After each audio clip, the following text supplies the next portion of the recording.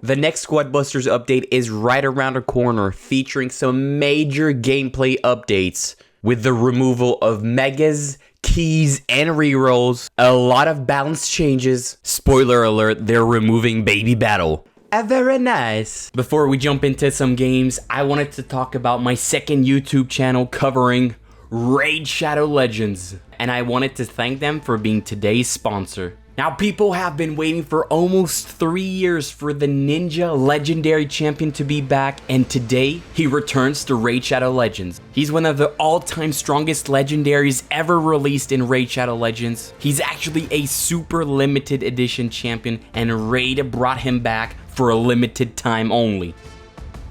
He's got an insane bow that deals ridiculous amounts of damage. How do you get Ninja? Pretty simple. Download Raid using my link in the description or the QR code on the screen. Then you'll need to enter the promo code Ninja Returns. The promo code is available to new players that are downloading the game using my link. Don't forget to download Raid Shadow Legends using my link in the description or scan this QR code. Enjoy the rest of the video. Let's first start off with probably the elephant in the room, the removal of consumables. This is arguably the biggest W update we've ever had in Squad Busters. The dev team says this: after closely assessing battle consumables, we found there wasn't a balance for megas that would be satisfying and impactful for all players. In addition, keys and rerolls showed very low usage rate, indicating that they weren't well integrated into the game experience. Yeah, I myself never ever used fusion keys. The team is committed to making sure Squad Busters gameplay is always improving. This means changing things that don't work and moving forward with the things that do. I don't think there's anything else to say. It's megas and consumables were always at the center of critics within Squad Busters, and the team listened and making sure the gameplay is on point. Now you may be asking me, well, Zeno, megas and keys are disappearing, but I had like 84 magical shellies and 29,000 fusion keys. What's going to happen to them? Let's get into the compensation rates. Meaning, how much gold will you get exactly for each keys and each megas and each rerolls that you have? Currently have a lot of mega units. What's going to happen to them? For each mega unit that I have, I will get back 1,000 coins. Let's take, for example, the Sunburned Barbarian. I currently have 14 of them, meaning I will get 14,000 coins from these Sunburned Barbarians, as well as the Sunburned Barbarian skin, which I will be able to equip on my Barbarian. Next up, we're going to have everybody's favorite consumables, the keys. For each normal keys that you had, you're going to get 500 coins. For each epic keys, you're going to get 800 coins, and for each fusion keys, you're going to get 1,500 coins. And for the rerolls, each rerolls that you have, you're going to get 300 gold back. So to summarize, the battle bag in the game is going to be disappearing. Instead of rerolls, each game you're going to get 3 refresh options. And the lucky find mechanic, meaning when you were last placed you would get a mega unit, is now changing, where instead of getting a mega unit, you're going to get a random fusion unit to join your squad. Let's now talk about balance changes. Here's what the team had to say about the balancing of the game. Basically, battles are best when you have options. So the big theme for this balancing round is increasing battle fluidity. Basically the flow of the game. This means big increases to turbo and more ability to react to challenging battle situations. This also means fewer harsh and slogging beatdown that have little opportunity for tactical turnaround. Arguably the worst feeling in Squad Busters is getting chased down by someone and not being able to do anything, so hopefully they're going to be addressing that. Let's talk turbo and other gameplay. So turbo is going to recharge a lot faster with less delay to make passive movements more regenerative. Blue boxes are going to contain 1 additional turbo boot to make it easier to stock up turbo early.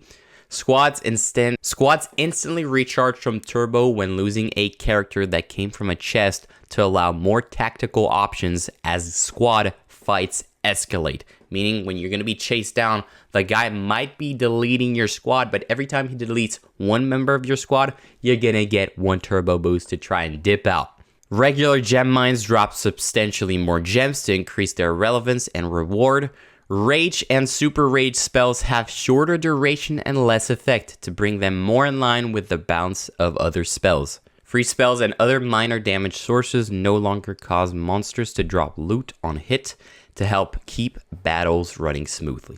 So we mentioned about turbo and other small gameplay changes, but now let's talk about the actual balance changes coming to the Squad Buster troops. Starting with one major thing that's going to apply to every single troop in the game. All characters are going to substantially have improved health when not fused to make them less vulnerable and quick to lose. That's some great news because one of the worst feelings you would have in Squad Busters is that in your squad you would have a squishy troop, a bee, a bow, whatever. It would get one tapped by a tank and then you'd be like, I just lost half of my gems due to that. And they're fixing that. That's amazing. The chicken is getting a buff once again. His hatchlings no longer lose health over time as they are already easy to lose. The Hog Rider is getting a nerf with his classic and super turbo buffs that have been reduced to balance with other turbo changes. Most of the reduction only applies when stacking multiple Hog Riders. B is getting a buff with her damage increasing.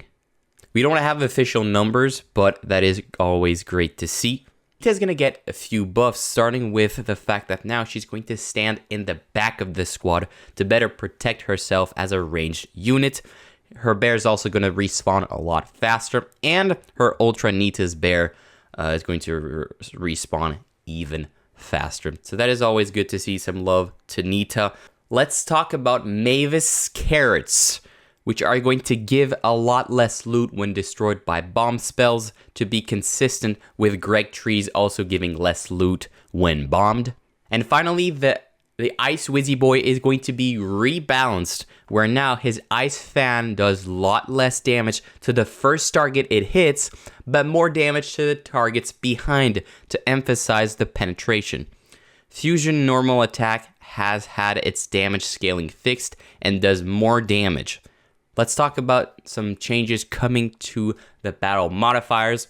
Let's first start off with Super Gem Mine, which is going to drop a lot more gems. Some mods that greatly changed chest opening are now less likely to appear, like Angry Vine, Doppelgangers, Epic Overload, Double Trouble, and One Coin Chests. Some mods have been removed, and thank God they are removing Mega Start and Baby Battle. Not anybody's favorite game mode by far. We're gonna also have a lot more improvements and fixes with chest multipliers that are now going to replace chest doublers. And basically chest multipliers can come in 2x, 3x, and 4x variety. Now imagine unlocking a super unit multiplied by 4. You would basically have half of your character already. You're basically gonna be halfway through maxing out a troop if you're ever that lucky. I myself never am, but still, that's going to be a pretty nice change. Not a timer anymore. It's just going to be a multiplier. And they can be enabled or disabled before playing the next battle. The battle leaderboard on the left-hand side of the screen is now going to be relative to the player's position to make it easier to see who is next ahead and who is behind. Meaning, for example, right now you only see your spot, your rank, and the top 2, top 3 players.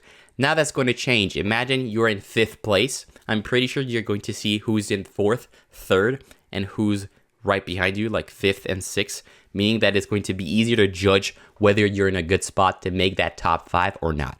In replays and spectating, the content of chests opened are now shown. Maxed out characters from reward chests are now always converted to portal energy instead of XP. They're going to fix a bug that could sometimes activate the spell joystick when pressing turbo, and the training room spawns more variety of bosses more often and also contains a blue box. That's it for the bounce changes, compensation rate, gameplay updates, tomorrow stay tuned because I'm going to be showing some exclusive Lava World gameplay, so you better subscribe, and I hope you guys have a great day.